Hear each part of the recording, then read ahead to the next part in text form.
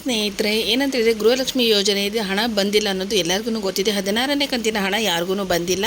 ಅದು ಬರದೇ ಇರೋದಕ್ಕೆ ಸಾಕಷ್ಟು ಕಾರಣಗಳನ್ನು ಸರ್ಕಾರನ ಕೊಟ್ಟಿತ್ತು. ಸೊ ಅದನ್ನೇ ನಾವು ನಮ್ಮ ಯೂಟ್ಯೂಬ್ ಚಾನಲಲ್ಲೂ ಹೇಳಿದ್ವಿ.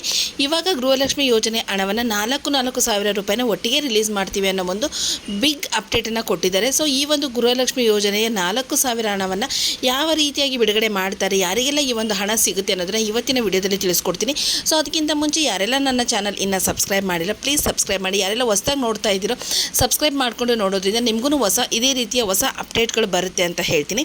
ಸೊ ಇವಾಗ ಏನಪ್ಪ ಅಂತ ಹೇಳಿದರೆ, ಗೃಹಲಕ್ಷ್ಮಿ ಯೋಜನೆಯ 16 ಮತ್ತು 17ನೇ ಕಂತಿನ ಹಣವನ್ನು ನಾವು ಒಟ್ಟಿಗೆ ರಿಲೀಸ್ ಮಾಡಬೇಕು ಅನ್ನೋ ಒಂದು ಇನ್ಫಾರ್ಮೇಷನನ್ನು ಬಂದು ಲಕ್ಷ್ಮೀ ಹೆಬ್ಬಾಳ್ಕರ್ ಮೇಡಮ್ ಅವರು ಸ್ವತಃ ತಾಲೂಕ್ ಪಂಚಾಯತ್ ಆಫೀಸ್ಗಳಿಗೆ ಹೇಳಿದ್ದಾರೆ. ಸೊ ತಾಲೂಕ್ ಪಂಚಾಯತ್ ಆಫೀಸ್ಗಳಿಗೆ ಈ ಒಂದು ಸಂದೇಶವನ್ನು ಕೊಟ್ಟಿದ್ದಾರೆ. ಏನಂತ ಹೇಳಿದ್ರೆ, 16 ಮತ್ತು 17ನೇ ಕಂತಿನ ಹಣವನ್ನು ಈ ವಾರದಲ್ಲಿ 15ನೇ ತಾರೀಕು ಸಂಜೆ ಅಥವಾ 16ನೇ ತಾರೀಕು ಸಂಜೆ ಒಳಗಡೆ ರಿಲೀಸ್ ಮಾಡಬೇಕು ಅನ್ನೋ ಒಂದು ಮಾಹಿತಿಯನ್ನು ಕೊಟ್ಟಿದ್ದಾರೆ.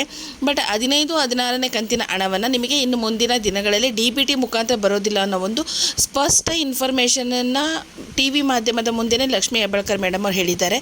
ಸೊ ನಿಮಗೆ ಇನ್ನು ಮುಂದಿನ ಕಂತುಗಳು ಯಾವುದೂ DBT ಮುಖಾಂತರ ಬರೋದಿಲ್ಲ, ನಿಮ್ಮ ತಾಲೂಕ್ ಪಂಚಾಯತ್ ಆಫೀಸ್ಗಳ ಮುಖಾಂತರನೇ ಬರ್ತಕ್ಕಂಥದ್ದು ಆಗಿದೆ. ಸೊ ತಾಲೂಕ್ ಪಂಚಾಯತ್ ಆಫೀಸ್ ಏನಿದೆ ಅಲ್ವಾ, ಸೊ ಅಲ್ಲಿಂದ ನಿಮಗೆ ಗೃಹಲಕ್ಷ್ಮಿ ಯೋಜನೆಯ ಹಣ ಬರ್ತಾ ಇದೆ. ಸೊ ಅಲ್ಲಿ ನಿಮಗೆ ಈ 2 ಕಂತಿಂದ ಅಂತ ಹೇಳಿದ್ದಾರೆ. ಬಟ್ 2 ಕಂತಿಂದ ಅಂತ ಹೇಳಿ 1 ಕಂತಿಂದನ್ನು ಕೊಡ್ತಾರೋ ಅಥವಾ ಒಂದೊಂದೇ ಕಂತಿಂದನ್ನು ರಿಲೀಸ್ ಮಾಡ್ತಾರೋ ಗೊತ್ತಿಲ್ಲ. ಬಟ್ ಇಲ್ಲಿ ಏನಪ್ಪ ಅಂತ ಹೇಳಿದರೆ, 2 ಕಂತಿಂದನ್ನು ಒಟ್ಟಿಗೆ ರಿಲೀಸ್ ಮಾಡಬೇಕು ಅನ್ನೋ ಒಂದು ಮಾಹಿತಿ ಅಂತೂ ಖಂಡಿತ ಕೊಟ್ಟಿದ್ದಾರೆ ಲಕ್ಷ್ಮೀ ಹೆಬ್ಬಾಳ್ಕರ್ ಮೇಡಮ್ ಅವರು. ಸೊ ಅದೇ ರೀತಿಯಾಗಿ ನೋಡೋದಾದರೆ ಇನ್ನೊಂದು ವಿಚಾರ ಏನಪ್ಪ ಅಂತ ಹೇಳಿದರೆ, ಸೊ ಇಲ್ಲಿ ಬಂದು ಎಲ್ಲರಿಗೂ ಬರುತ್ತಾ ದೀಪ ಅಂತ ಕೇಳೋದಾದರೆ, ಇಲ್ಲ, ಖಂಡಿತ ಎಲ್ಲ ಡಿಸ್ಟಿಕ್ವರೆಗೂ ಅಟ್ ಎ ಟೈಮ್ ಅವ್ರು ಕೊಡ್ತಾ ಇಲ್ಲ. 5 ಜಿಲ್ಲೆಗಳಿಗೆ ಮೊದಲನೇ ಹಂತದಲ್ಲಿ ಕೊಡ್ತಾ ಇದ್ದಾರೆ, ಇನ್ನು ಉಳಿದ ಜಿಲ್ಲೆಗಳಿಗೆ ಅವರು 2ನೇ ಹಂತದಲ್ಲಿ ಕೊಡ್ತಾ ಇದ್ದಾರೆ. ಅಂದರೆ 25ನೇ ತಾರೀಕು ಒಳಗಡೆ ರಿಲೀಸ್ ಮಾಡ್ತೀವಿ ಅಂತ ಹೇಳಿದ್ದಾರೆ.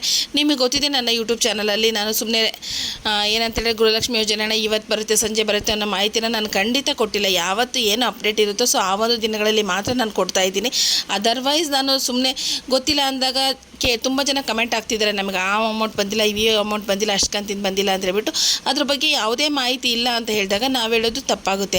ಸೊ ಇವತ್ತು ಬಂದಿರತಕ್ಕಂಥ ಲೇಟೆಸ್ಟ್ ಅಪ್ಡೇಟ್ ಏನಪ್ಪ ಅಂತ ಹೇಳಿದ್ರೆ, ತಾಲೂಕ್ ಪಂಚಾಯತಿಯವರಿಗೆ ಲಕ್ಷ್ಮೀ ಹೆಬ್ಬಾಳ್ಕರ್ ಮೇಡಮ್ ಅವರೇ ಈ ಒಂದು ಸಂದೇಶವನ್ನು ಕೊಟ್ಟಿದ್ದಾರೆ. 15ನೇ ತಾರೀಕು ಸಂಜೆ ಒಳಗಡೆ ನಿಮಗೆ ಎರಡು ಕಂತಿನ ಹಣ ಅಂತ ಹೇಳಿದ್ದಾರೆ. ಬಟ್ ಅದರಲ್ಲಿ 1 ಕಂತಿಂದ ಕೊಡ್ತಾರೋ 2 ಕಂತಿಂದ ಕೊಡ್ತಾರೋ ಗೊತ್ತಿಲ್ಲ. ಇಲ್ಲ ದೀಪ, ನೀವು ಸುಳ್ಳು ಹೇಳಿದೆ ಅಂತ ನಮ್ಮನ್ನು ಬ್ಲೇಮ್ ಮಾಡಬೇಡಿ. ಎಲ್ಲ ಸುದ್ದಿ ಮಾಧ್ಯಮದಲ್ಲೂ ಈ ಒಂದು ವಿಚಾರ ಬಂದಿರೋದಿದೆ. ಸೊ ಸ್ವತಃ ಅವರೇ ಒಂದು ಸುದ್ದಿಗೋಷ್ಠಿಯನ್ನು ನಡೆಸಿಬಿಟ್ಟು ನಾವು ಆಲ್ರೆಡಿ ತಾಲೂಕು ಪಂಚಾಯತ್ ಆಫೀಸ್ಗಳಿಗೆ ನಾವು ಹಣನ ವರ್ಗಾವಣೆ ಮಾಡಲಿಕ್ಕೆ ಹೇಳಿದ್ದೀವಿ. ಸೊ ಅವ್ರ ಕಡೆಯಿಂದ ಹಣ ವರ್ಗಾವಣೆ ಆಗುತ್ತದೆ, ನಿಮಗೆ 2 ಕಂತಿನ ಹಣ ಒಟ್ಟಿಗೆ ಬರುತ್ತದೆ ಅನ್ನೋ ಒಂದು ಮಾಹಿತಿಯನ್ನು ಹೇಳಿದ್ದಾರೆ. ಅದು ಮೊದಲ ಹಂತದಲ್ಲಿ ಮೊದಲ 5 ಜಿಲ್ಲೆಗಳಿಗೆ ಮಾತ್ರ ಹಣ ಬರ್ತದೆ. ನೆಕ್ಸ್ಟ್ ಉಳಿದಂಥ ಜಿಲ್ಲೆಗಳಿಗೆ 25ನೇ ತಾರೀಕು ಒಳಗಡೆ ನಾವು ಕೊಡ್ತೀವಿ ಅಂತ ಹೇಳಿದ್ದಾರೆ. ಏನಿವೆ 5 ಡಿಸ್ಟಿಕ್ಕಿದು ಹಣ ರಿಲೀಸ್ ಆದ್ರೂ ಇನ್ನು ಉಳಿದ ಡಿಸ್ಟಿಕ್ಗಳದ್ದು ಹಣ ಅಂತೂ ಖಂಡಿತ ಬಂದೇ ಬರುತ್ತೆ. ಅದರಲ್ಲಿ ಯಾವುದೇ ರೀತಿಯ ಅನುಮಾನ ಅಂತೂ ಇರೋದಿಲ್ಲ. ಸೊ ಇನ್ನೊಂದು ವಿಚಾರ ಏನಪ್ಪ ಅಂತ ಹೇಳಿದರೆ, ಈ ಕಾರ್ಡ್ಗಳು, ರೇಷನ್ ಕಾರ್ಡ್ಗಳ ವಿಚಾರದಲ್ಲಿ ಒಂದಷ್ಟು ಗೊಂದಲ ಇತ್ತು. ಯಾರ್ಯಾರು ಗೌರ್ಮೆಂಟ್ ನೌಕರಿಲಿ ಇರೋರಾಗಿರ್ಬೋದು ಅಥವಾ ಆದಾಯದ ಮಿತಿ ಇರೋರಾಗಿರ್ಬೋದು, ಅವರು BPL ಕಾರ್ಡ್ಗಳನ್ನ ಇಟ್ಕೊಂಡಿದ್ರು. ಸೊ ಅವ್ರದ್ದು APL ಕನ್ವರ್ಟ್ ಆಯಿತು. ಸೊ ಗೃಹಲಕ್ಷ್ಮಿ ಹಣ APL ಇದ್ರೂ ಕೊಡ್ತೀವಿ, BPL ಇದ್ರೂ ಕೊಡ್ತೀವಿ ಅಂತ ಹೇಳಿದರು.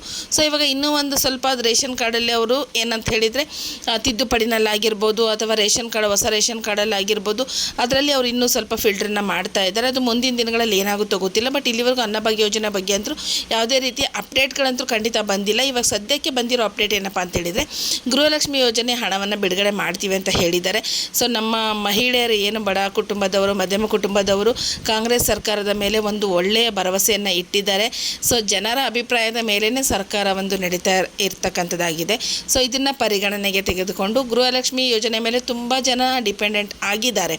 ಸರ್ಕಾರನೇ ಗ್ಯಾರಂಟಿ ಯೋಜನೆ ಕೊಡ್ತೀವಿ ಅಂತ ಹೇಳಿದೆ. ಬಟ್ ಮಧ್ಯದಲ್ಲಿ ಅದನ್ನು ಈ ಥರ ಸ್ಟಾಪ್ ಮಾಡಿದಾಗ ಇದ್ರ ಮೇಲೆ ಡಿಪೆಂಡೆಂಟ್ ಆಗಿರೋರಿಗೆ ತೊಂದರೆ ಆಗುತ್ತೆ. ಸೊ ಇದು ನನ್ನ ಒಂದು ಅನಿಸಿಕೆ ಇದೆ.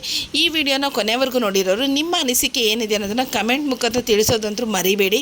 ಸೊ ಯಾರೆಲ್ಲ ಕೊನೆವರೆಗೂ ವಿಡಿಯೋ ನೋಡಿದಿರೋ ನನ್ನ ಚಾನಲ್ನ ಸಬ್ಸ್ಕ್ರೈಬ್ ಮಾಡಿ. ಅದೇ ರೀತಿ ನಿಮ್ಮ ಅನಿಸಿಕೆ ಏನು, ನಿಮಗೆ ಅಮೌಂಟ್ ಬಂದಿದ್ದಾನ ಇಲ್ವಾ ಅನ್ನೋದನ್ನು ನಮಗೆ ಕಮೆಂಟಲ್ಲಿ ತಿಳಿಸಿ ಅಂತ ಹೇಳ್ತೀನಿ. ಥ್ಯಾಂಕ್ ಯು ಎಲ್ಲರಿಗೂ.